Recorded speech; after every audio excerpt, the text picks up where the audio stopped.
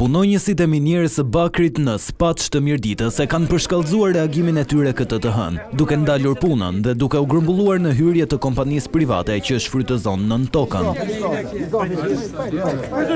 Rreth 70 minatorë protestuan sërish, ndërsa u përplasën me përfaqësuesit e firmës e më pas edhe me forcat e policisë.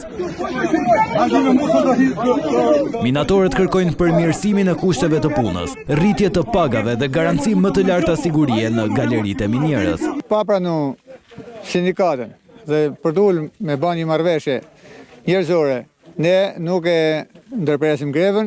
Deket na plesin kushte, nuk lëvisim dot për këtu. Punëtori, minatori është forca kryesore e punës së punëdhënësit. Kërkojmë që ta të shpërblehen, të marrin dinjitetin e tyre. Jemi të pak kënaqur, nuk kem të gref luftë me palën turke, kërkojmë një drejtësim më drejtave tona që na takojnë. Bëjmë kryq sa herë i mbrojmë në galeri e kur dalim. Pri pa sigurisë, pa gjonat.